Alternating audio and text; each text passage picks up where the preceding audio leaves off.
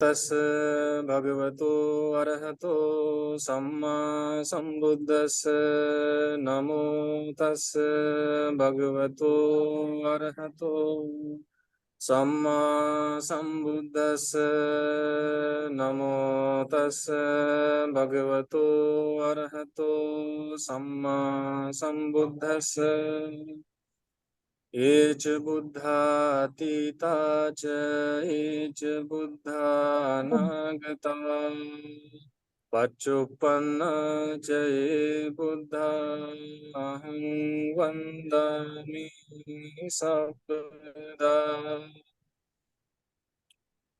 परम पूज्य भिक्षु महासंघ एवं हमारी महाबोधि सोसाइटी ऑफ इंडिया के महासचिव एवं हम सभी के मार्गदर्शक पूज्य शिवली बंते जी को मैं नमन करता हूँ। धम्म सभा में सभी उपासक उपासिकाओं को मैं मंगल कामनाएं। आज मैं धम्मपद के 10वें वर्ग दंड वर्ग की गाथा संख्या तीसरी तथा चौथी के बारे में बताने जा रहा हूँ। क्योंकि इन दोनों कहानी गाथाओं के साथ जो कहानी जुड़ी है वो एक ही कहानी है, तो दोनों गाथाओं को एक साथ बोलना पड़ेगा। अभी मैं मूलगंध कुटी विहार में हूँ।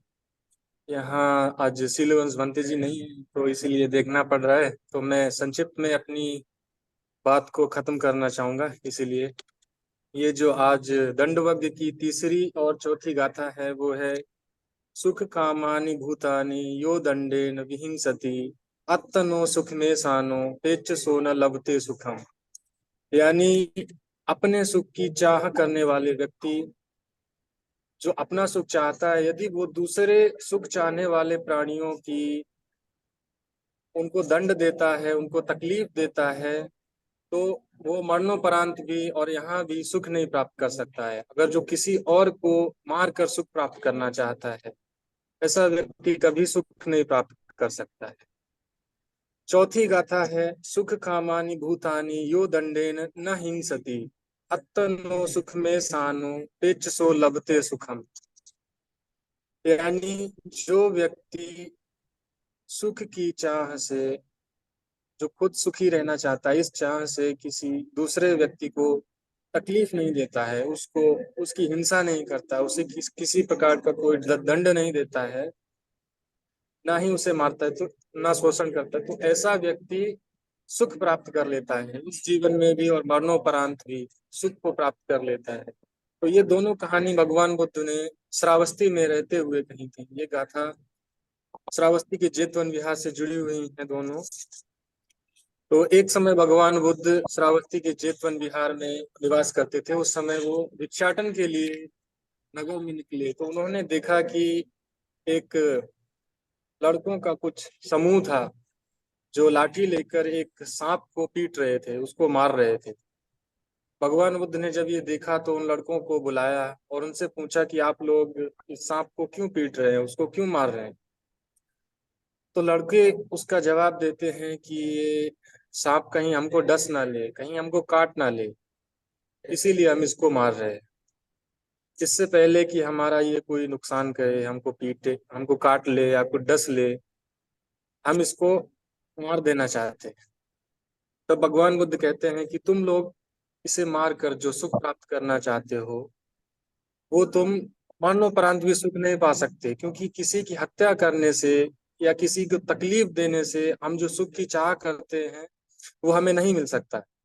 सुख और शांति चाहने वाले व्यक्ति को अपनी ही तरह जो सुख चाहते हैं, ऐसे प्राणियों को मारना पीटना नहीं चाहिए, उन्हें तकलीफ नहीं देनी चाहिए और उनका किसी भी तरह से कोई शोषण नहीं करना चाहिए।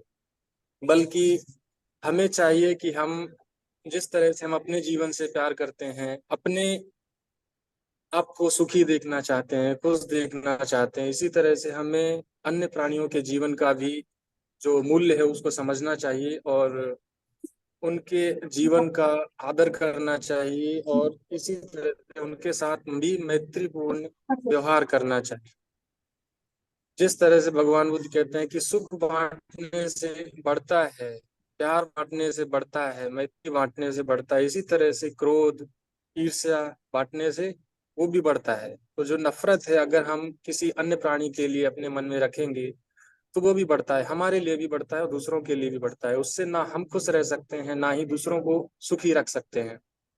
इस तरह से हमें अपने प्रति, जिस तरह से हम सुख की कामना करते हैं अपने लिए, इसी तरह से दूसरे प्राणियों के लिए भी हमें सुख की कामना करनी चाहिए। उनके लिए भी कुछ ऐसा करना चाहिए ताकि वो सुखी रह सकें। तो इन दोनों गाथाओं में भगवान बुद्ध ने मैत्री के बारे में बात की है कि हमें किसी को कोई तकलीफ नहीं देनी चाहिए, बल्कि उनकी भी भलाई करनी चाहिए। हम अपने सुख के लिए अक्सर दूसरों को तकलीफ देते हैं, किसी तरह से हमारा भला हो सके। दूसरे का कोई हम नहीं देखते कि वो कितना तकलीफ में है, उसको उसका नुकसान हो रहा है, यहाँ तक कि उसकी जान भी जा रही है।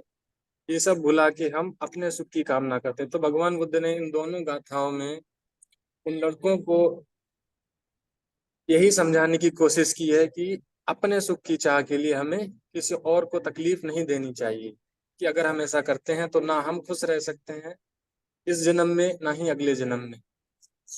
तो इन दोनों गाथाओं में भगवान बुद्ध ने यही मैत्री के बारे में बताया है। इसीलिए हमें मैत्री का अभ्यास करते रहना चाहिए। मैं अपना ये जो इस गाथा के साथ ये छोटी सी कहानी जुड़ी हुई थी, इसका मैंने बता दिया। इतना कहकर मैं अपनी बात को खत्म करता हूँ। सभी को नमो बुद्धाय का मंगल कामनाएं।